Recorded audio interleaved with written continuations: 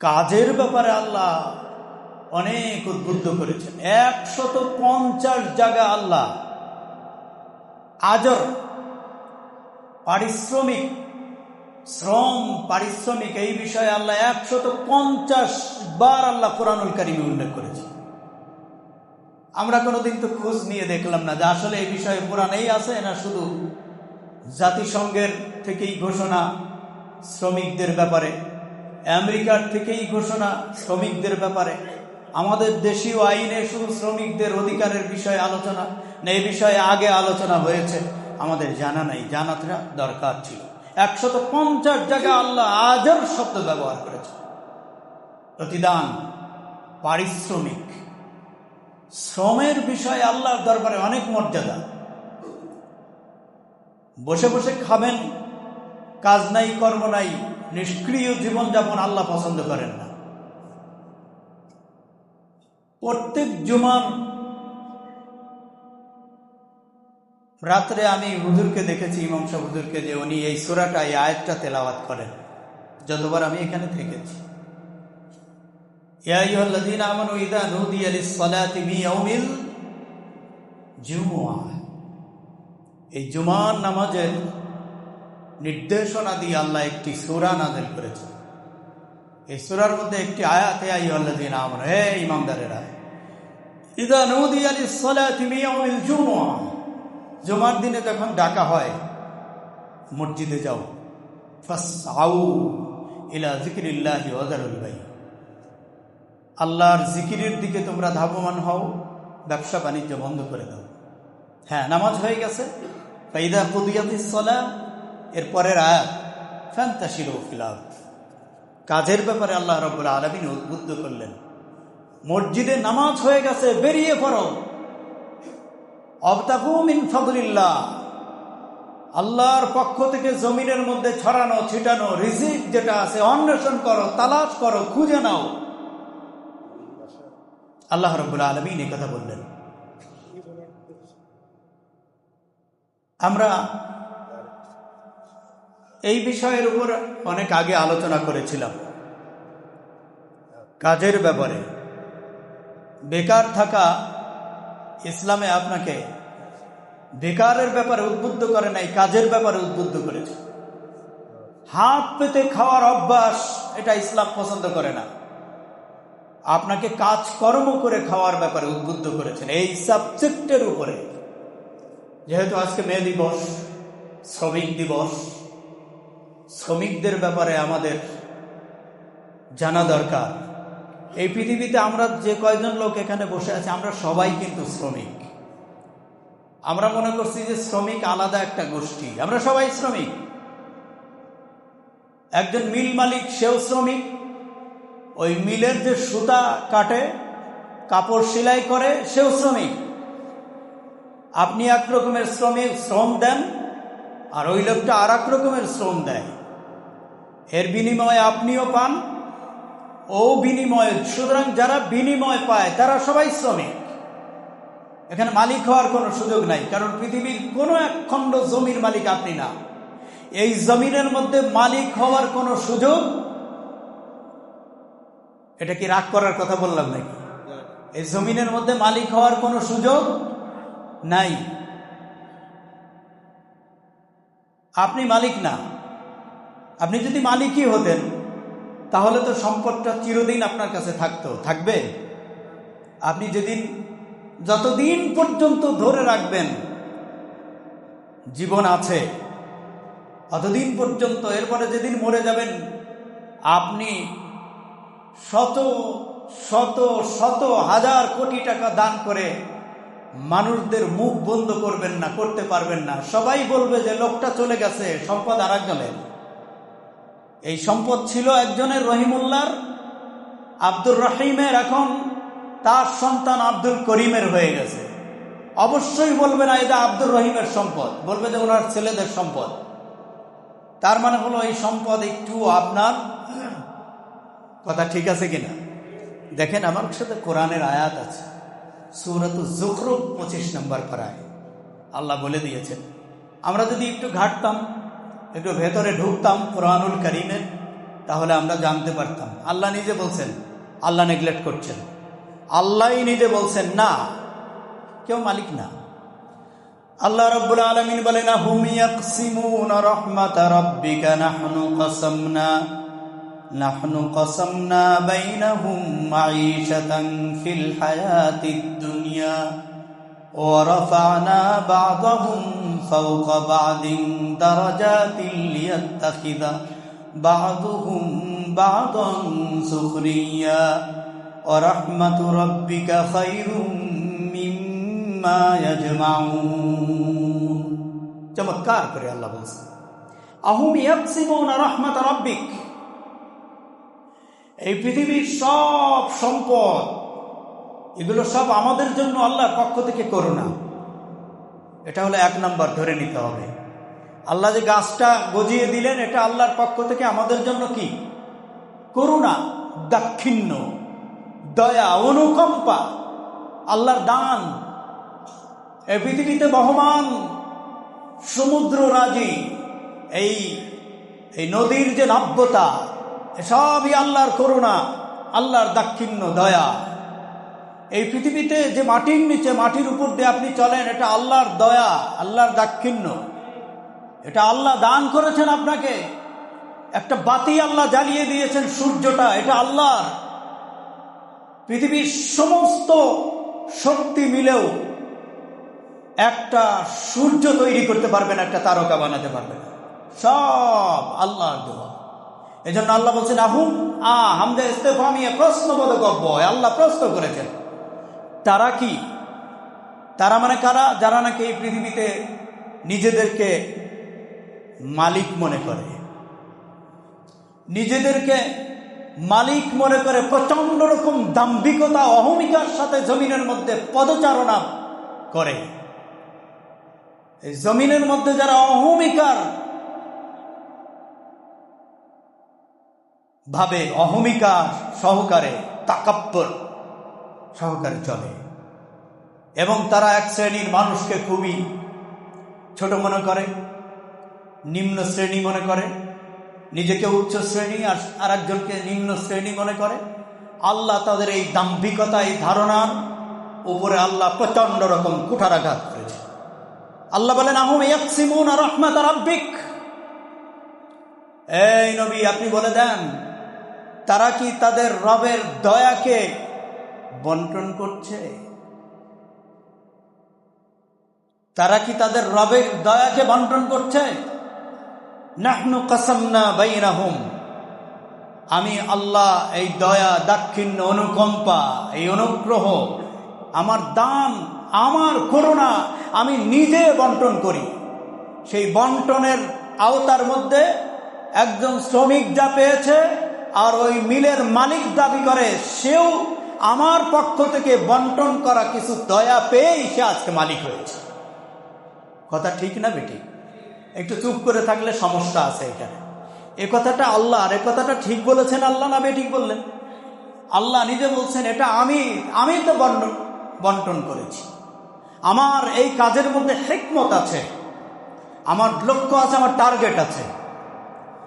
আল্লাহ বলেন আহুম ইয়াকসিমুনা রাহমাত রাব্বিক নাহনু কাসামনা বাইনাহুম মাঈশাতান ফিল হায়াতিদ দুনিয়া ওয়া রাফা'না বা'দাহুম ফাওকা বা'দ।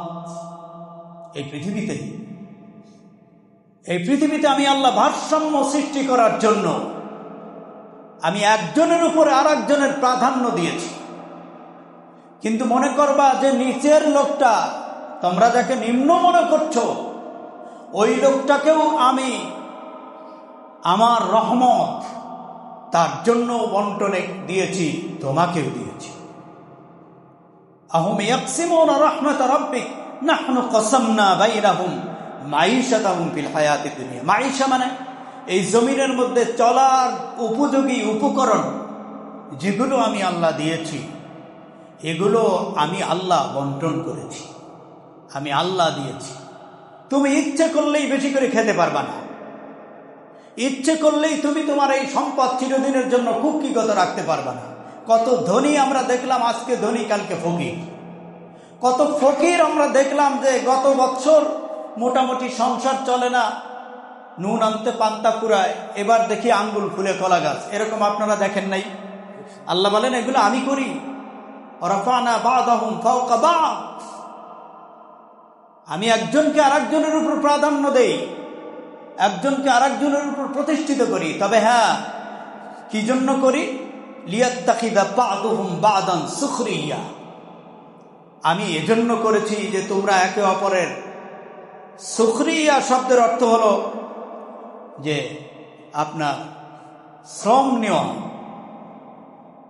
কর্মী করে দিয়েছি, কাজ নেওয়া, এটা আমি করে দিয়েছি। যদি এটা না করতাম তোমরা চলতে পারতে না। তোমাদের মধ্যে যদি উঁচু নিচু না করো, সব সমান, সবাই মনে করেন ম্যাজিস্ট্রেট, সবাই মনে করেন শিল্পপতি, সমস্ত মানুষগুলো কোটিপতি, সমস্যা হতো কিনা আপনারা একটু বলেন তো দেখি? নাকি হতো না? আমরা তো মনে করি যে না, এদেশে সমাজতন্ত্র যারা করে তারা উঁচু নিচু সব পাঁচতলা গাছতলা ভাঙ্গে চুরমার করে একাকার করে দাও। এটা ইসলাম এটা সমর্থন করে না। কারণ একাকার যদি হয়ে যায় তাহলে সবাই তো সমান। কে আপনার জুতা পালিশ করবে? কে আপনার টয়লেট পরিষ্কার করবে? কে আপনার ড্রেন পরিষ্কার করবে, কাপড় চোপড় ধুয়ে দিবে? কে রিক্সা ঠেলে আপনাকে কাউরান বাজার থেকে আপনার সেই লালবাগে নিয়ে যাবে? কে করবে এগুলো? কে রিক্সা চালাবে? কে বাস চালাবে? সবাই বলবে আমরা প্লেন চালাবো।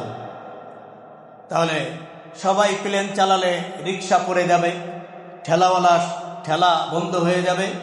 আপনি সদরঘাটে নামার পরে আপনার বিশাল 8টা বস্তা টানার লোক আপনি পাবেন না। এজন্য আল্লাহ রাব্বুল আলামিন যা করেন এই কাজের মধ্যে আল্লাহ বলেন আমার কোনো কাজের মধ্যে কোনো অযৌক্তিক বিষয় নেই, আমি যা করি সব যৌক্তিক। ঠিক না বেটি? আল্লাহ তাই বলেন রাফা'না বা'দাহুম ফাওকা বা'দিন দারাজাতিন লিয়াত্তাখিযা বা'দুহুম বা'দান সুখরিয়া, একে অপর থেকে তোমরা কাজ আদায় করে নিবা। একজনকে আমি শ্রমিক বানিয়েছি আর একজনকে উপরের শ্রমিক। শ্রমিকদের মধ্যে আমি ক্লাসিফিকেশন করেছি, একটা উপরের শ্রমিক, একটা মধ্যবিত্ত শ্রমিক, নিচের শ্রমিক। কারো মনের মধ্যে কোনো দুঃখ নেই, শ্রমিকের কাজ যে করছে তার মনেও শান্তি আমি আল্লাহ দিয়ে দিয়েছি। মাঝের লোকের মনের মধ্যেও আমি তার কাজের প্রতি শ্রদ্ধাবোধ তৈরি করেছি, উপরওয়ালার প্রতিও আমি শ্রদ্ধাবোধ তৈরি করে সবাই স্যাটিসফাইড আছে, যার কারণে সমাজে শান্তি আছে। আর যদি মনে করতে যে এমনটি না হতো, সবাই যদি বস হয়ে যেত, তাহলে তুমি কিন্তু এই সমাজে চলতে পারতে না। ঠিক আছে কিনা? এজন্য আল্লাহ রাব্বুল আলামিন বলছেন যে তোমরা যারা আছো সবাই তোমাদের সম্পদ না। প্রথমত আপনার কাছ থেকে আল্লাহ সম্পদ নিয়ে নিয়েছেন, এখন আপনার না। এই বিল্ডিং আপনার না। আরে আপনার যদি বিল্ডিং হতো তাহলে তো আপনি থাকতে পারতেন। আপনাকে তো কয়দিন পর ওই বিল্ডিং থেকে নামানো হবে, আপনাকে ওই দোকান থেকে নামানো হবে, আপনাকে ওই পালকি থেকে নামানো হবে, আপনাকে ওই মসজিদের খাটিয়াতে উঠানো হবে, মাটির মধ্যে ঢুকিয়ে দেওয়া হবে। এজন্য আপনার না। আল্লাহ বলেন সব আমার। কার সব সম্পদ? আল্লাহ রাব্বুল আলামিন বলেন কুলিল্লাহুম্মা মালিকাল মুলক। চমৎকার কথা। এই কথা আল্লাহ তার হাবিবকে বলছেন, নবী গো, পৃথিবীর মানুষগুলোকে আপনি বলে দেন আল্লাহই হলো রাজত্বের মালিক। সুবহানাল্লাহ বলবেন না? তুতিল মুলকা মান তাশা ওয়া তানজিউল মুলকা মিম্মান তাশা ওয়া তুইজ্জু মান তাশা ওয়া তুযিল্লু মান তাশা বিয়াদিকাল খায়র ইন্নাকা আলা কুল্লি শাইইন কাদির। এই আয়াতটা আমাদের অনেকেরই মুখস্থ আছে, কিন্তু এই আয়াতের ভিতরে আল্লাহ রাব্বুল আলামিন কি কথা বললেন? রাজত্বের মালিক আমি আল্লাহ, আমি যাকে ইচ্ছা একটু দেই। এই দেওয়া মানে কিছুদিনের জন্য দেই, ইজারা দেওয়া। এই পৃথিবীর সব সম্পদ আপনাকে ইজারা দেওয়া হয়েছে। ইজারা প্রাপ্ত সম্পত্তির উপরে হেভি কোনো কনস্ট্রাকশন করা যায় না, এটা সরকার অনুমোদিত নয়। ঠিক না বেঠিক?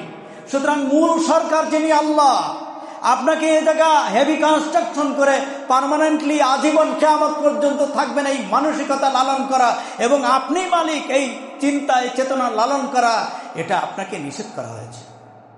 আল্লাহ বলেন সব সম্পদের মালিক আমি আল্লাহ, আর তোমরা বিভিন্ন শ্রেণীতে বিভক্ত হয়ে, বিভিন্ন শ্রেণীতে তোমরা বিভাজিত হয়ে তোমরা সবাই শ্রমিক। সুতরাং শ্রমিক আজকের এই শ্রমিক দিবস, এই বিষয়ে, কাজের বিষয়ে আল্লাহ কোরআনুল কারিমে বারবার বলছেন যে তোমরা, আল্লাহ অন্যত্র বলছেন যে এই পৃথিবীতে যে বড় সম্পদশালী, যে বড় এডুকেটেড, এই লোকটা আমার দরবারে মূল্যায়ন হবে না, মূল্যবান না। ইন্না আকরামাকুম ইনদাল্লাহি আতকাকুম। আল্লাহ বলেন এই জমিনের মধ্যে যেই ব্যক্তি আল্লাহকে বেশি ভয় করে সেই হলো আমার কাছে বেশি দামি। আপনার বিল্ডিং বালাখানা আছে, সব আছে, আপনি আল্লাহর কাছে দামি না? ইন্না আকরামাকুম ইনদাল্লাহি আতকাকুম। আল্লাহ রাব্বুল আলামিন বলেন যে ব্যক্তি আল্লাহর দরবারে আল্লাহকে বেশি প্রাধান্য দেয়, আল্লাহর হুকুমত প্রাধান্য দেয়, আল্লাহকে বেশি ভয় করে, সেই আল্লাহর দরবারে বেশি প্রিয়। এজন্য বন্ধুগণ, এই জমিনের মধ্যে আমরা সবাই কর্মী। আল্লাহ বলছেন ফান্তাশিরু ফিল আরদ, জমিনের মধ্যে ছড়িয়ে পড়ো, জমিনের মধ্যে ছড়িয়ে পড়ো। আবতাগু মিন ফাদলিল্লাহ, আল্লাহর দয়া করুণা এটা অনুসন্ধান করো, খুঁজো। এই সাবজেক্টের উপরে অনেকগুলো আয়াত আমি বলেছি, 150 জায়গায় আজর শব্দটা, প্রতিদান, কাজ প্রতিদান, কাজ প্রতিদান, এ বিষয়ে আল্লাহ আলোচনা করেছে। আজকের এই শ্রমিক দিবসে আমরা মনে করতে পারি যে শ্রমিকের এই বিষয়ে ইসলাম কিছু বলেছে নাকি বলে নাই। ইসলাম অনেক আগের থেকেই এই বিষয়ে বলেছেন, কোনো অধিকারের বিষয়ে বাদ দেয় নাই। আপনি কি বলবেন? একটা উড়ন্ত পাখি, তার অধিকারের ব্যাপারে মুহাম্মদ রাসূলুল্লাহ কথা বলেছে, সুবহানাল্লাহ বলবেন না? একটা গাছের পাতা ছেঁড়া যাবে না অকারণে, গাছের অধিকারের বিষয়ে রাসূলুল্লাহ কথা বলেছেন। একটা প্রাণী যাকে দিয়ে আপনি, একটা গাধা, একটা উট, একটা খচ্চর, যাকে দিয়ে আপনি কাজ নেবেন, তার অধিকারের ব্যাপারে আল্লাহ রসুল কথা বলেছে। আল্লাহ রসুলের কাছে দৌড়ে আসলো একটা উট এসে রসুলের পায়ের সামনে মাথাটা গুজে দিয়ে দাঁড়িয়ে গেল। আল্লাহ রসুল সাল্লাল্লাহু আলাইহি ওয়াসাল্লাম লক্ষ্য করলেন, এরপরে উটটা তার মুখটা রসুলের কানের কাছে নিয়ে কি যেন বলল, উপস্থিত কেউ বুঝলো না, কিন্তু রাসূলুল্লাহ সাল্লাল্লাহু আলাইহি ওয়াসাল্লাম উটের কথাগুলো বুঝলেন। দৌড়ে আসলো পরক্ষণেই একজন ইহুদি, উটের মালিক। আল্লাহ রসুল বলছেন, ইহুদি দৌড়ে আসলে কেন? কই উটটা আমার। উট তোমার ঠিক আছে, কিন্তু উট তোমার বিরুদ্ধে আমার কাছে নালিশ করেছে। সুবহানাল্লাহ বলেন। একটা উট তোমার বিরুদ্ধে আমার কাছে নালিশ করেছে। ইহুদি আশ্চর্য, কি কোন? কয় হ্যাঁ। আল্লাহ নবী বললেন, ইহুদি রে, এই উটটা আমার কাছে তোমার বিরুদ্ধে বলেছে তুমি কাজ বেশি করাও, খাবার কম দাও। সুবহানাল্লাহ বলবেন না? এটা কি সম্ভব না? নাকি সম্ভব না? এটা রাসূলুল্লাহ সাল্লাল্লাহু আলাইহি ওয়াসাল্লামের মুজিজা। রসুলের সাথে উট কথা বলেছে, রসুলের সাথে গাছ কথা বলেছে, রসুলের সাথে পাথর কথা বলে নাই, নাকি বলে নাই? আবু জেহেল এক মুষ্টি পাথর হাতে নিয়ে বলছে, মুহাম্মদ তুমি তো নবী। হ্যাঁ। তুমি যদি সত্য নবী হও তাহলে তো তুমি তো অনেক কিছুই বলতে পারো। হ্যাঁ পারি। আবু জেহেল বলছে, মুহাম্মদ তুমি যদি নবী হও আমার হাতের মধ্যে কি আছে বলে দাও, কারণ আমি জানি তুমি দেখো নাই। আমার হাতের মধ্যে কি আছে তুমি দেখো নাই। তুমি যদি বলতে পারো তাহলে আমি বুঝে নেব তুমি আল্লাহর পয়গম্বর। সুবহানাল্লাহ, তুমি আল্লাহর পাঠানো পয়গম্বর। আমি বুঝ। আল্লাহ রাসূল বললেন, আবু জেহেল চাচা আমি কি বলবো, ওই আপনার হাতের ভিতরে যে জিনিস আছে ও যদি তাওহীদের সাক্ষী দেয় আমি নবী মুহাম্মদ আল্লাহ পয়গম্বর, তোমার হাতের জিনিসগুলো যদি এই সাক্ষী দেয় তাহলে তো মানবা, তাহলে তো কথাই নাই। সুবহানাল্লাহ বলেন। আবু জাহেলের হাতের মধ্যে ছিল কতগুলো পাথর। এই পাথরগুলো আবু জাহেলের হাতের ভিতর থেকে পাথরগুলো বলা শুরু করলো, লা ইলাহা ইল্লাল্লাহ মুহাম্মাদুর রাসূলুল্লাহ সাল্লাল্লাহু আলাইহি ওয়াসাল্লাম। সুতরাং পাথর রসুলের সাথে কথা বলেছে, উট কথা বলেছে। সুতরাং আল্লাহ রসুল সমস্ত শ্রেণী পেশার সব শ্রেণীর অধিকারের ব্যাপারে রাসূলুল্লাহ কথা বলেছেন। এই অসংখ্য অধিকার বঞ্চিত এই সৃষ্টির জন্য আল্লাহ রসুল একটা সৃষ্টি হলো শ্রমিক, তাদের অধিকারের ব্যাপারে রসুল্লাহ কি কথা বলেন নাই? আল্লাহ রসুল অসংখ্য কথা বলেছেন। শ্রমিক কি খাবে, আপনি কি খাবেন? শ্রমিক কোথায় ঘুমাবেন, আপনি কোথায় ঘুমাবেন? শ্রমিকের সাথে আপনার ব্যবহার আচর কেমন হবে, তার সাথে কিভাবে কথা বলবেন, শ্রমিককে কতটুকুন কাজ করবেন, করানো যাবে, কখন শ্রমিকের কাজ হালকা করে দিতে হবে, শ্রমিকের পারিশ্রমিক কয়দিন পরে দিবেন, সব রাসূলুল্লাহ সাল্লাল্লাহু আলাইহি ওয়াসাল্লাম বলেছেন। বলেন না সুবহানাল্লাহ? শ্রমিকের পারিশ্রমিকটা কয়দিন পরে আপনি দিবেন, এটা রাসূল কয়দিন পরে দেওয়া লাগবে, এই ব্যাপারের হাদিসটা আমরা সবাই জানি। শ্রমিকের ঘাম শুকানোর পূর্বে তার পারিশ্রমিক দিয়ে দাও, এটা বিশ্বনবী সাল্লাল্লাহু আলাইহি ওয়াসাল্লামের কথা। সুবহানাল্লাহ। আমার বন্ধুগণ, বিশ্বাস করেন এই পৃথিবীর মানুষগুলো যদি ইসলাম মানুষের জন্য, ইসলাম মানবতার কল্যাণে অধিকারের ব্যাপারে যে কথাগুলো বলেছে, এটা যদি এদেশের সাধারণ খেটে খাওয়া মানুষ জানতো, এদেশের গরিব মানুষ যদি তাদের অধিকারের ব্যাপারে ইসলাম কি বলেছে এটা যদি জানতো, এদেশের শ্রমিকেরা যদি ইসলাম কি বলেছে সেটা যদি জানতো, তাহলে ওই শ্রমিক যাদেরকে আজকে আমরা গুলিস্তানে দেখে আসলাম আন্দোলন করছে, প্রেস ক্লাবের সামনে যারা সম্মেলন করছে, যারা প্রেস ক্লাবের সামনে যারা বিশাল আয়োজন করেছে, মাথায় লাল কাপড় বাঁধা, এরপরে হাতুড়ি কাস্তে, এগুলোর ছবি সম্বলিত বিশাল ফেস্টুন ব্যানার নিয়ে যারা ময়দানে নেমেছে, যারা তাদের অধিকারের ব্যাপারে কথা বলছে, তারা যদি ইসলাম কি অধিকার দিয়েছে, আল্লাহ রসুল কি অধিকারের কথা বলেছে, গরিব মানুষ যদি জানতো, তাহলে এই দেশে ইসলাম কায়েমের জন্য, ইসলামী হুকুমত কায়েমের জন্য সর্বপ্রথম শ্রমিক এবং গরিবেরা রাস্তায় নেমে আসত। জানি না আমরা তো আমাদের নাগরিক অধিকারই জানি না। এই দেশ, এই সরকার আমাকে কি অধিকার দিয়েছে, এই বিষয়েই তো এদেশের গরিব মানুষ 95% মানুষ জানে না যে সরকার কর্তৃক তুমি কি পাবে, সরকারকে তুমি কি দিবা, এটাই তো আমরা জানি না। ইসলাম তো কিভাবে জানবো?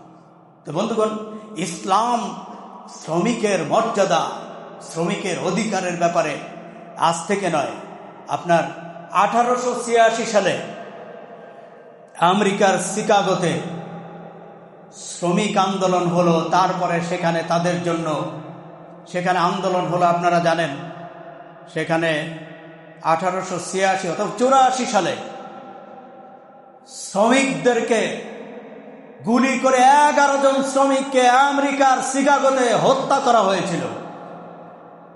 তারপরের থেকে আন্দোলন চলছে। 1886 সালে তাদের কয় ঘন্টা কর্ম হবে, তারা কি অধিকার পাবে, এই ব্যাপারে সেই থেকে আজ অবধি প্রত্যেক বছর পহেলা মে দিবসে আন্দোলন হয়। কিন্তু আমি আপনাকে জানতে চাই যে আজ পর্যন্ত কি শ্রমিকের অধিকার বাংলাদেশে না, পৃথিবীর কোন দেশে পূর্ণাঙ্গ শ্রমিকের অধিকার প্রতিষ্ঠিত হয়েছে? যদি প্রতিষ্ঠিত হয়ে যেতই, তাহলে আন্দোলন করার প্রয়োজন ছিল না। আজকে শ্রমিকেরা গাড়ি থামায়া, বাস সব বন্ধ করে দিয়ে আন্দোলন করছে, কিন্তু এই শ্রমিক আন্দোলনের যারা লিডিং পোস্টে আছে, যারা লিডারশিপ করছে, তারা ঠিকই সুখে আছে, স্বাচ্ছন্দ্যে আছে, আরামে আছে। কিন্তু এই খেটে খাওয়া মানুষগুলো রাস্তায় ঘাম ঝরাচ্ছে, গতকাল ঝরিয়েছে, আজকে তারা রাস্তায় দাপাদাপি করছে। আদৌ শ্রমিকের অধিকার প্রতিষ্ঠিত হবে না, ততক্ষণ পর্যন্ত প্রতিষ্ঠিত হবে না ততক্ষণ পর্যন্ত মুহাম্মদুর রাসূলুল্লাহ সাল্লাল্লাহু আলাইহি ওয়াসাল্লামের তরিকায় না আসবে। একথা ঠিক না বেঠিক?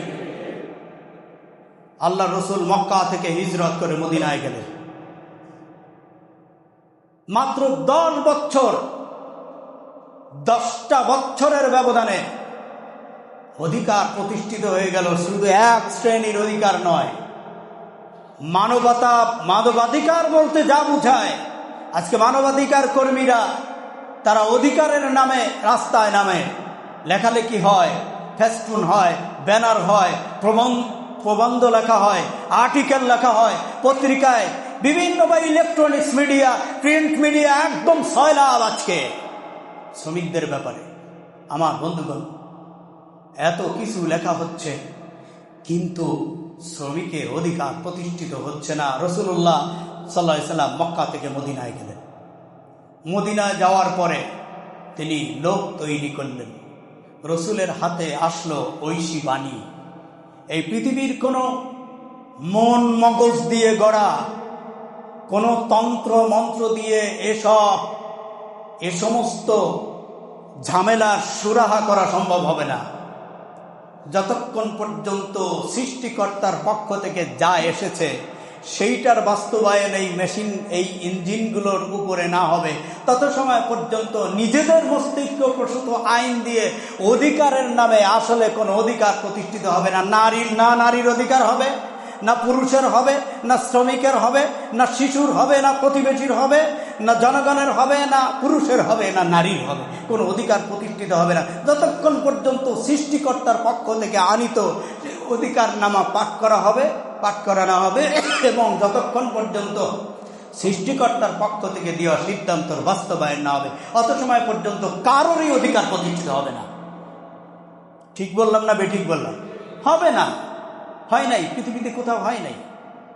আপনি দেখেন তো একটা জায়গায়, আমেরিকাতে তো আজকে মিছিল হচ্ছে নাকি হচ্ছে না, তার মানে ওখানেও হয়নি, কোনো জায়গায় অধিকার প্রতিষ্ঠিত হয় নাই।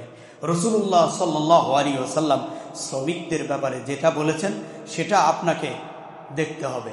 আল্লাহ রসুল 1 নম্বর শ্রমিকদেরকে বলছে, তাদেরকে কাজের ব্যাপারে উদ্বুদ্ধ করেছেন। 1 নম্বর, সব মানুষকে আল্লাহ শ্রমিক বলেছেন।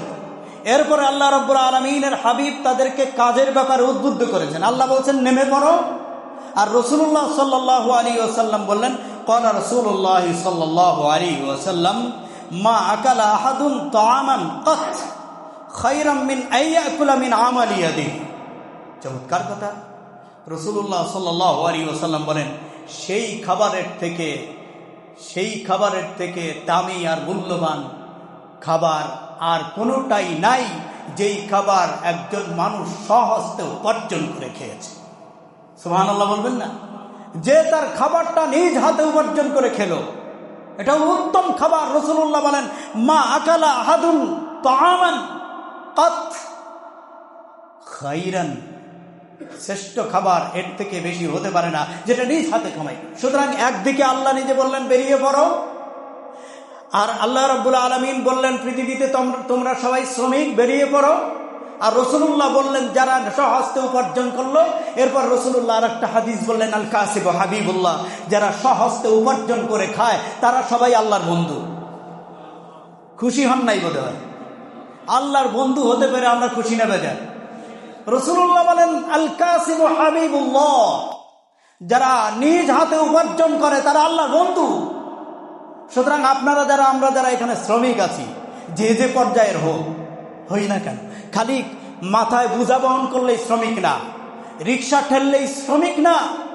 আপনি যে অফিসে আপনার ব্রেন খাটাচ্ছেন, ব্রেনের বর্ণনা দেন তো দেখি। এই ব্রেনের মধ্যে আল্লাহ যা দিছে সেটা রাখতে কত বিঘা জমি লাগে, এটা যদি খুলে আলাদা আলাদা পার্ট, এটা অন্য সাবজেক্ট। এই ব্রেন আল্লাহ দিয়েছেন, আপনি ব্রেন খাটিয়ে কাজ করছেন, আপনি একজন শ্রমিক। সুতরাং যারাই শ্রমিক, রাসূলুল্লাহ বলেন আল কাসিব হাবিবুল্লাহ, সব আল্লাহর বন্ধু। সুবহানাল্লাহ। আল্লাহ কিভাবে আপনাদেরকে সম্মানিত করেছেন, আল্লাহ আপনাকে কিভাবে অ্যাওয়ার্ড করেছেন, আল্লাহ কিভাবে মূল্যায়ন করেছেন, সব আল্লাহর বন্ধু হবে। সুতরাং আর যারা বসে খায়, একজনে কামাই করে 9 জন খায়, আছে না? ইন্টারমিডিয়েট পড়ুয়া ছেলেটা ডিগ্রিতে পড়ে, তারপরে কয় যে আমি তো লেখাপড়া করি, আমি শিক্ষিত মানুষ, আমি কি বাজারের ব্যাগ টানতে পারি? এরকম লোক আছে না নাকি নাই? বুড়া মানুষ, সে বাজার করে আনে, সে শপিং করে, মাছ আনে, ডাল আনে, চাল আনে, আর বেটা নন্দ দুলাল, নাদুস নুদুস, আলারের গোলার ঘরের দুলাল, এই বেটা ইন্টারমিডিয়েটে পড়ে, ডিগ্রিতে পড়ে, অথবা কেবল এসএসসি পরীক্ষা দিছে, পরীক্ষায় পাশ করছে, তার হাতে আপনি ব্যাগ দিতে পারবেন না, অলস হয়ে গেছে। কিসের শিক্ষা এটা? এজন্য শিক্ষা হতে হবে কর্মমুখী শিক্ষা, যেই শিক্ষা ইসলাম উদ্বুদ্ধ করেছে। আপনাকে শিক্ষিত হওয়ার পরে যদি আপনি কর্মবিমুখ হয়ে যান, খালি শুধু এসি রুম খুলছিলে চলবে? আমার বন্ধুগণ, আল্লাহ বলছে তোরা সব শ্রমিক। আপনি এই দেশের সব মানুষগুলো সবাই খালি চাকরি খুঁজে, কাজের অভাব আছে? কাজের অভাব নাই, কত কাজ। আপনি ক্রিয়েটিভ কত কত কিছু আছে আপনার সামনে, একটা লেগে পড়েন। কোনো শরমের কিছু না, বাদাম বিক্রি করা লজ্জা না, এটা ব্যবসা, ঠিক না? বলেন এটা কি? এটা ব্যবসা।